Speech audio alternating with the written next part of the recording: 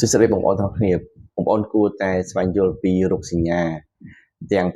7ដែលអាចបង្ហាញថាត្បង់នោមរបស់បងប្អូនអាចមានបញ្ហាស្ថិតនៅក្នុងគ្រោះថ្នាក់អញ្ចឹងណាទី1គឺការអស់កម្លាំងខ្លាំងក្លាបើយើងមានអារម្មណ៍ថាអស់កម្លាំងរហូតហ្នឹង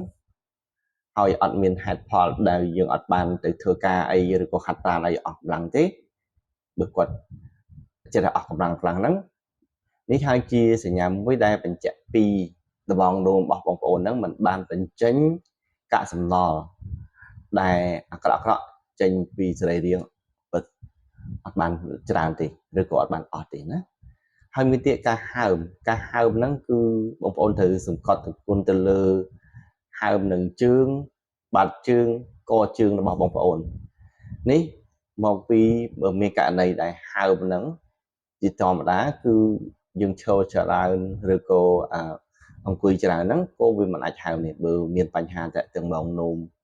បងប្អូនមានបញ្ហាត្បង់នោមគឺវាអាចនឹងហើមហើយនឹងបាត់ជើងកជើងហើយហ្នឹងហើយអញ្ចឹងគឺបញ្ជាក់ថាដបងនោមរបស់បងប្អូនมันអាចបញ្ចេញសារធាតុរាវនៅក្នុងសរីរាង្គដែលលើសហ្នឹងឲ្យចេញឲ្យបានច្រើនទេបានត្រឹមត្រូវណាអញ្ចឹងដបងនោមរបស់បងក៏អាចមានបញ្ហាដែរហើយបញ្ហាមួយទៀតគឺបញ្ហានោមអញ្ចឹងការនោមរបស់បងយូរបងអាចនឹងនោមម្ដងឬក៏ដល់ពេលបងមានបញ្ហាអាចនឹងនោមញឹកណាអាចនោមញឹកគឺយើងនោមញឹកហើយញឹកញាប់ហ្នឹងណាហើយមួយទៀតពណ៌របស់ទឹកនោមអាចមិនល្អជួនកាលនោមទៅអាចសខ្លាំងឬក៏ថ្លាហ្នឹងឬក៏មានខ្លះអាចបញ្ហាដែរពេលណាដែលអាចនឹងពណ៌រៀងកម្មៅលឿងកម្មៅអីចឹងណាហើយមានការឈឺចាប់ពេលយើងបត់ជើងតូចហ្នឹងពេលនោមហ្នឹងយើងអាចនឹងឈឺចាប់ហើយមួយទៀតបងប្អូនត្រូវសង្កត់ថាទឹកនោមបងមិនដែរវាអាចនឹងពុះច្រើនណាតែចេញពុះច្រើនអញ្ចឹងនេះគួរជាសញ្ញាមួយដែលអាចកើតមានចំពោះអ្នកជំងឺមានបញ្ហាត្បង់នោមដែរហើយមួយទៀតការឈឺចាប់នៅខ្នងនៅផ្នែកខាងក្រោយណានៅផ្នែកខាងក្រោមយើងហ្នឹងនៅក្រោមនៅចង្កេះឬអីហ្នឹងអាហ្នឹងក៏អាចហៅខាងក្រោមគឺចង្កេះហ្នឹងក៏ការឈឺចាប់នេះអាចឈឺចាប់រហូតចឹងទៅឬក៏ពីភាពធ្ងន់ធ្ងរការឈឺចាប់នោះអាចនឹងធ្ងន់ធ្ងរនេះជាសញ្ញាមួយថាបញ្ហាដែលដំណងនោមរបស់បងប្អូនក៏មានបញ្ហាអាចនឹងអាលៀកឬក៏អីចឹងឬក៏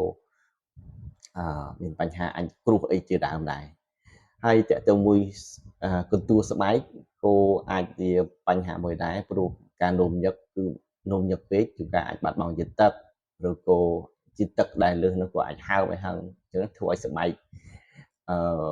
វាអាចឲ្យមានពួកបាក់តេរីឬក៏ពួក fungus មកទុំនៅស្បែករបស់បងប្អូនអាចធ្វើឲ្យបងមានកត្តាកន្ទួលរមាស់នឹងដែរហើយមួយទៀតតើទៅមួយការរសជាតិរសជាតិពេលណាយើងញ៉ាំអីទៅរសជាតិហ្នឹងគឺអត់ដឹងទេជួនកាលញ៉ាំផ្អែមខ្លាយជាល្វីងអីជាដើមឬក៏ចត់ខ្លាយជាជូរអីចឹងទៅអាហ្នឹងការរសជាតិអញ្ចឹងដាតរបស់យើងហ្នឹងអត់ដឹងរសជាតិអីទេភាពការដឹងរសជាតិហ្នឹងគឺការបាត់បង់មួយចំនួនដែរហើយមួយទៀតតេតើមួយចង្អោររឹងក្អួតការចង្អោរក្អួតហ្នឹងគឺជាសញ្ញាមួយដែលនៅក្នុងខ្លួនរបស់យើងមានប្រមូលទៅដោយជាតិពុលនៅក្នុងខ្សែឈាមឬក៏ក្នុងដំបងនោមដែលយើងមិនបានបញ្ចេញចោលឲ្យអស់ទេនៅក្នុងសរីរាង្គយើងអញ្ចឹងវាអាចធ្វើតុកស៊ីកឲ្យខ្ពួតអីអញ្ចឹងទៅអញ្ចឹងបើបងប្អូនមានបញ្ហាឬក៏មានឃើញរោគសញ្ញាដែលខ្ញុំរៀបរាប់ខាងលើហ្នឹងសូមបងប្អូនប្រញាប់ទៅជួបនឹងវិជ្ជាបណ្ឌិតជាបន្ទាន់សូមអរគុណ